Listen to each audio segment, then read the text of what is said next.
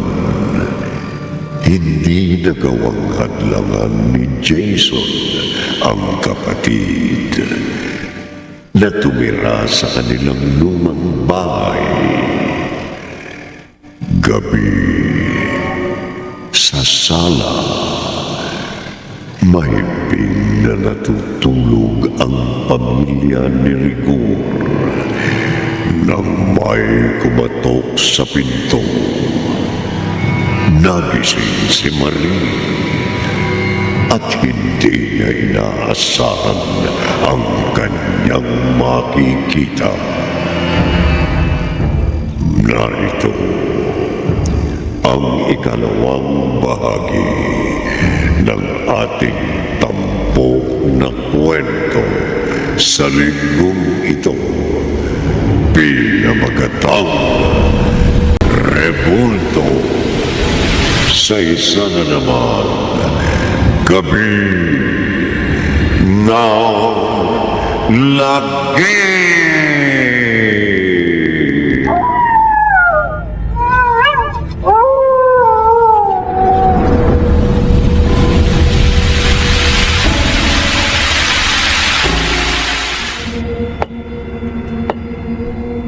Storbo naman to, oo. Ay, dapat kasi sa kwarto na kami natulog sa itaas eh. Bakit naman dito pa sa sala? Bakit ba? Ano? Oh! Oh, Diyos ko! Hindi! Hindi!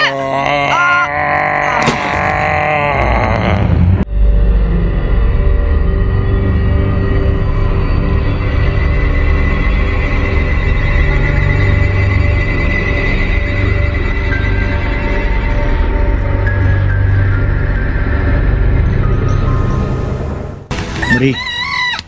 Marie, gising na. Marie. Oh. Bakit dito ka natulog sa may pinto? Binuksan mo pa. Rigor! Bakit nga? Bangon na. Baliwanag na. Maya-maya darating na yung mga maglilinis at mag-aayos ng bahay. Madatnang ka pa dyan. Marie, ano ba? Bakit ganyan ang tingin mo sa akin? Kagabi! Anong kagabi? Rigor, may nakita ako! Natanda ako! Ano bang sinasabi mo? Sa rebulto, putol ang kamay! Ha? Umiiyak siya. Tapos, tumawa na malakas. Biglang nagdilim ang paningin ko. Marie. Rigor, nakakatakot na kanya itsura. Kaya ako nawala ng malay tao. Ayoko na dito! Ayoko na dito!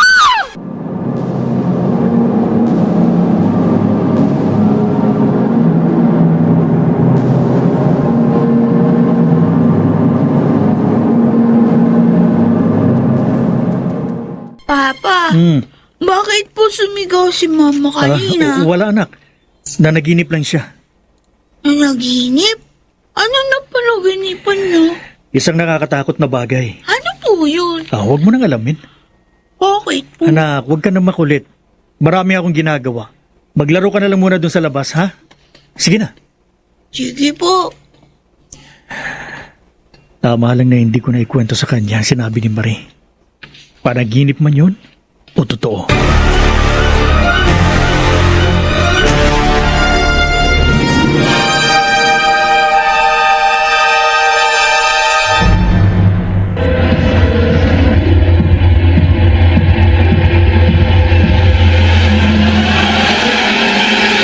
Balikan natin ang kasaysayang tampok sa linggong ito sa isa na namang gabi ng lagi.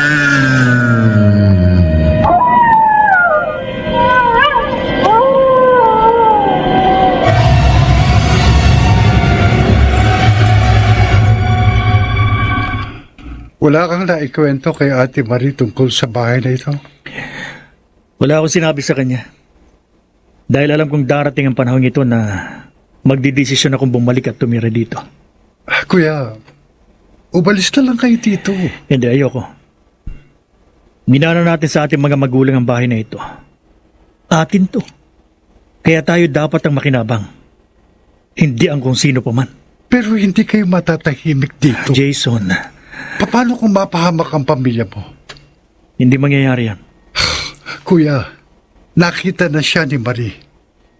Hindi pa ba sapat yun para magdesisyon kang umalis sa lugar na ito? Nanaginip lamang siya. Kuya, Sa panaginip niya lang nakita ang ribultong yun.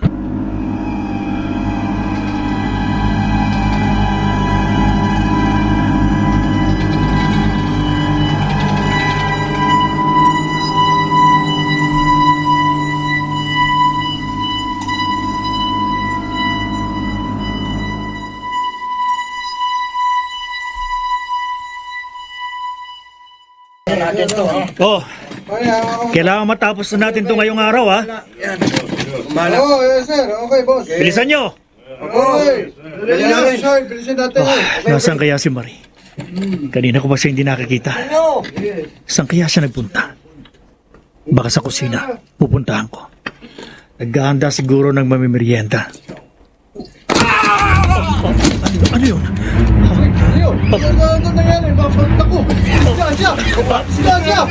Ano yung sigaw na narinig ko?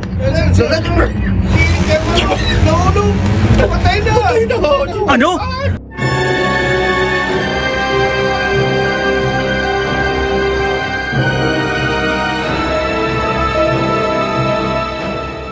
Aksidente ang nangyari. Nakausap ko ng pamilya niya. Pinangakuan ko ng tulong. Pero, paano kung magkaroon ng investigasyon? Anong sasabihin mo sa mga pulis? Nakita na mga nagtatrabaho ang nangyari sa kanya. Aksidente ang nangyari. Kaya wala tayong dapat alalahanin. Pero Rigor, Ako nang bahala sa lahat, okay? Kaya relax ka lang. Huwag ka nang mamroblema sa hindi mo dapat problemahin. pero paano? Kung may kinalaman ito sa nakita ko. Marie, hindi totoo ang nakita mo. Pagod ka lang. Epekto lamang yun ang imahinasyon mo.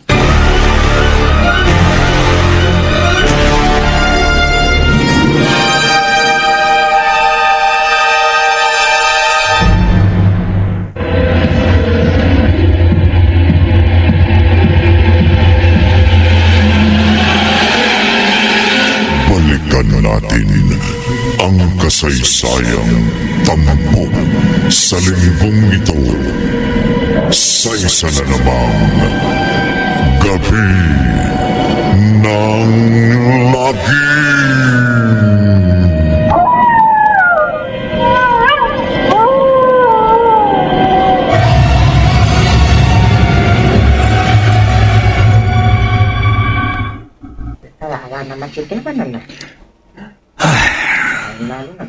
Ano sa palagay mo, kuya?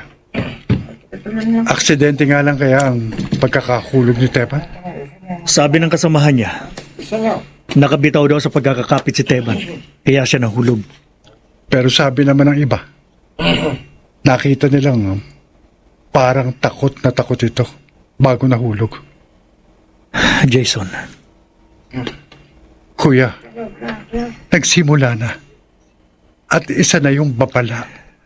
huwag mong bigyan ng masamang kahulugan na nangyari. Ano ka ba?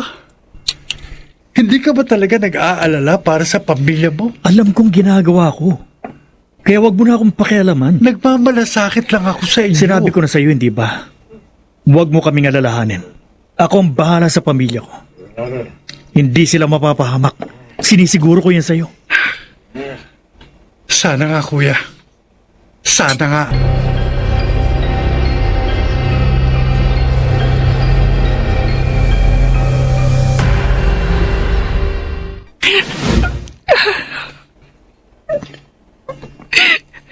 Mama,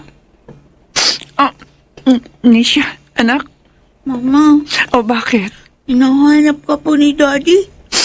Ano pong ginagawa niyo dito sa labas? Wala. Nagpapahangin lang ako. Kasi, mainit doon sa loob eh. Ganun? Bakit daw ako hinahanap ng papa mo? Kasi nga, uuwi na yung mga nagtatrabaho. Tapos na daw sila. Ganun ba? Opo, dalian niyo na daw. Sabi ni Papa kasi nasa iyo yung pera. Sige na, sige anak. mauna ka na. Sabihin mo sa papa mo, susunod na ako. Sige po. Dalihan niyo, Mama! Oo, sige na. Ano ba talaga itong nangyayari sa akin? Bakit ganito nararamdaman ko? Natatakot ako. Ang nakita ko, totoo kaya yon? O panaginip lang? Hindi ko maintindihan. Naguguluhan ako.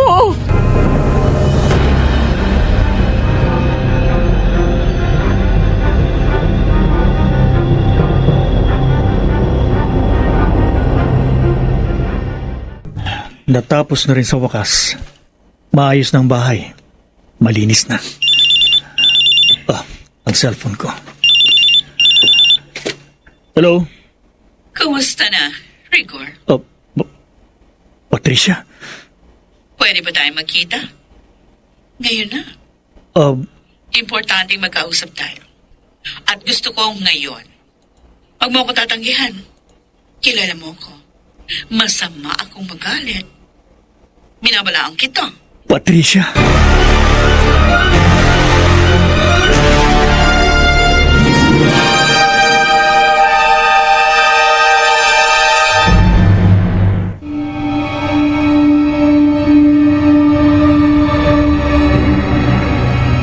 Sino ang kausap ni Rigor sa cellphone?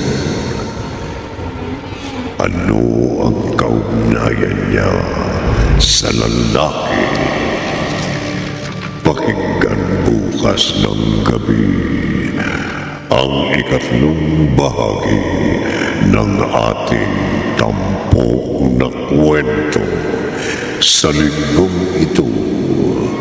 Pinamagatang Revolto sa isa na naman gabi ng lagi.